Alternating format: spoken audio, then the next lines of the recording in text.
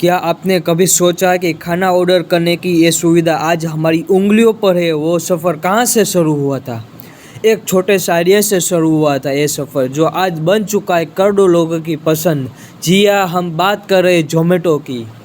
कैसे एक simple food blog बना देश के सबसे फूड डिलीवरी कंपनी, कैसे आई मुश्किलें और किससे मिले कामयाबी के स्वाद।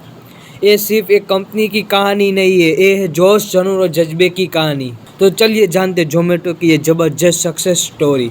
ज़ोमैटो की शुरुआत 2008 में दीपिंगर गोयल और पंकज चड्ढा ने की थी। इसका नाम पहले फूडीबे था। उस समय एक ऐसा प्लेटफॉर्म था जहां लोग रेस्टोरेंट का मेनू ऑनलाइन देख सकते थे। दिल्ली के दो आईआईटी ग्रेजुएट दीपिंगर गोयल और पंकज चड्ढा ने जब अपने ऑफिस में लोगों को मेनू कार्ड्स के लिए परेशान होते देख रहे थे, तब उन्होंने सोचा क्यों ना मेनू ऑनलाइन डाल दिया जाए। बस फिर किया, एक छोटा सा फ्लूक बोर्ड बना फूडीबे, और वही फूडीबे है आज जो आगे चलकर ज़ोमैटो बना। दीपिंगर गोयल और पंकज चड्ढा ने ज़ोमैटो की स्थापना की, जिसने भोजन वितरण और बाहर के खाने की प्रक्रिया को आसान बना दिया, जिसकी मदद से अब हम अपने इलाके के रेस्टोरेंट द्वारा परोसे जाने वाले सर्वोत्तम भोजन का आनंद ले सकते हैं। आज ज़ोमैटो 24 देशों में अपनी सर्विस दे चुका है। हर मिनट में हजारों सौ ऑर्डर, लाखों डिलीवरी पार्टनर और करोड़ों कस्टमर है। ज़ोमैटो एक भारतीय बहुराष्ट्रीय कंपनी है जो ऑनलाइन खाना ऑर्डर करने और रेस्टोरेंट खोजने की सुविधा देती है। ये एक ऐप और वेबसाइट के माध्यम से काम करती है, जहां उपयोगकर्ता अपने आसपास के रेस्टोरेंट देख सकते हैं, मेनू देख सकते हैं, समीक्षा पढ़ सकते हैं, खाना ऑर्डर कर सकते हैं। साल 2011 में ज़ोमैटो के लिए एक बहुत महत्वपूर्ण मोड़ था। इस साल कंपनी ने भारत से बाहर पहली बार इंटरनेशनल मार्केट में कदम रखा। ज़ोमैटो ने भारत से बाहर पहली बार बिजनेस शुरू किया दुबई में। इसके साथ ही ज़ोमैटो का पहला ग्लोबल स्टेप था। कंपनी ने दुबई में रेस्टोरेंट को मेनू, रिव्यू और रेस्टोरेंट जानकारी देना शुरू किया। मोबाइल ऐप लॉन्च किया। ज़ोमैटो ने इसी समय आसपास अपने मोबाइल ऐप भी फोकस बढ़ाया, क्योंकि स्मार्टफोन यूजर्स की तेज़ी से बढ़ते रहे तो मोबाइल ऐप के जरिए लोगों को मेनू, रिव्यू और एक्सेस करवाना आसान हो गया। 2011 में ज़ोमैटो ने अभी तक फूड डिलीवरी सर्विस शुरू नहीं की थी। उस समय ये सिर्फ रेस्टोरेंट खोजने और रेटिंग और रिव्यू देखने का प्लेटफॉर्म था। 2011 में ज़ोमैटो का सबसे बड़ा कदम था इंटरनेशनल विस्तार की शुरुआत दुबई में। ये कदम ज़ोमैटो को एक ग्लोबल ब्रांड बनाने की दिशा में पहला पक्का कदम था। 2012 में ज़ोमैटो ने भारत से बाहर कई देशों में अपनी सेवाएं लॉन्च की। इस साल ज़ोमैटो ने 5 नए देशों में एंट्री ली: श्रीलंका, यूके, कतर, दक्षिण अफ्रीका, फिलिस्तीन। 2012 में वो साल था ज़ोमैटो ने भारत के बाहर अपने पंख फैलाने शुरू की और मोबाइल ऐप के जरिए हर यूजर तक सीखा पहुंच बनाई। इस साल की रणनीति ने ज़ोमैटो एक लोकल प्लेटफॉर्म से ग्लोबल ब्रांड बनाने की दिशा में बड़ा धक्का दिया। 2013 में ज़ोमैटो ने स्क्वेरिया कैपिटल लगभग 37 करोड़ की फंडिंग हासिल की। इस निवेशन की कंपनी ने और भी नई शहरों में तेज़ी से विस्तार किया। पहले लोग किसी रेस्टोरेंट में जाने से पहले सिर्फ नाम या दूसरों की राय पर भरोसा करते थे। अब ज़ोमैटो के जरिए हजारों रेस्टोरेंट की रेस्टोरेंट रिव्यू और मेनू एक क्लिक में देख सकते हैं। इससे खाने पीने के फैसले की ज़्यादा स्मार्ट और सुविधाजनक बन गए।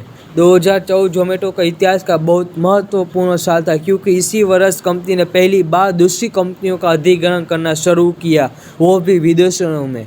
ज़ोमैटो ने 3 प्रमुख विदेश फूड गाइड प्लेटफॉर्म खरीद लिया। तो ज़ोमैटो ने मेनूमिया को खरीद लिया। इससे न्यूजीलैंड में तुरंत लाखों यूजर्स का डेटा और नेटवर्क ज़ोमैटो के पास आ गया। और लंच काम के माध्यम से ज़ोमैटो ने पूर्वी यूरोप में एंट्री ले ली। स्कोलोरिया को लोकप्रिय ऑनलाइन रेस्टोरेंट की डिस्कवरी का प्लेटफॉर्म था। इससे अधिग्रहण से ज़ोमैटो ने स्कोलोरिया को यूजर्स और रेस्टोरेंट नेटवर्क को भी शामिल कर लिया। 2015 में ज़ोमैटो ने भारत में अपनी फूड डिलीवरी सेवा लॉन्च की। इससे पहले ज़ोमैटो केवल रेस्टोरेंट सर्च, रिव्यू और मेनू डिस्कवरी प्लेटफॉर्म था, लेकिन अब यूजर ज़ोमैटो ऐप खाना ऑर्डर कर सकते हैं और घर बैठे डिलीवरी पा सकते हैं। 2019 में उबर आस इंडिया का अधिग्रहण। ज़ोमैटो ने भारत में उबर आस ऑपरेशन खरीद लिया। इस कदम से ज़ोमैटो ने अपनी भारत में फूड डिलीवरी मार्केट में बड़ी पकड़ बना ली। उबर आस के ग्राहकों, रेस्टोरेंट पार्टनर्स को ज़ोमैटो को प्लेटफॉर्म पर शामिल किया गया। इसी अधिग्रहण से ज़ोमैटो का मार्केट शेयर लगभग 2 गुना हो गया, जिस वजह से स्विगी को कड़ी टक्कर देना लगा। साथ ही इसने डिलीवरी नेटवर्क, टेक्नोलॉजी, लॉजिस्टिक में भी मजबूती पाई। 2021 IPO ऐतिहासिक सफलता। ज़ोमैटो ने मई 2021 में अपना इंडियन पब्लिक ऑफरिंग लॉन्च किया। ये भारत का पहला फूड डिलीवरी स्टार्टअप था जिसने शेयर बाजार में कदम रखा। आईपीओ का बाजार जबरदस्त सफलता मिली और ये निवेशकों के बीच लोकप्रिय रहा। जोमेटो का मार्केट कैप बढ़ा और कंपनी वित्तीय के रूप से स्थिर होने की दिशा में बड़ा कदम उठाया। 2022 में टिकाऊ मॉडल क्विक कॉमर्स जोमेटो ने तेज और छोटे समय में डिलीवरी देने वाले मॉडल पर ध्यान केंद्रित किया। क्विक कॉमर्स 10-15 मिनट में डिलीवरी की शुरुआत की गई। इसके छोटे गोडाउन में और फुल फील्ड में सेटर की मदद से ऑर्डर तेजी से पूरे किए जाने लगे। इसी वर्ष जोमेटो ने ब्लिंकिट का अधिग्रहण किया जिससे ग्रोसरी डिलीवरी अपनी पकड़ और मजबूत की।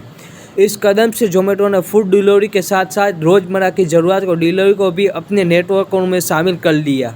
2023 से मुनाफा करना शुरू किया। 2023 में पहली बार जोमेटो ने नेट प्रॉफिट दर्ज किया जो कंपनी के लिए एक बड़ा मील था पत्थर था। फूड डिलीवरी सर्विस और हाइपरप्यू रेस्टोरेंट सप्लाई बेच कर दोनों ही राजस्व भारी वृद्धि हुई। कंपनी अपनी लागत नियंत्रण, ऑपरेशन एफिशिएंसी और इनोवेशन से चलते लगाकर मुनाफा बढ़ाया।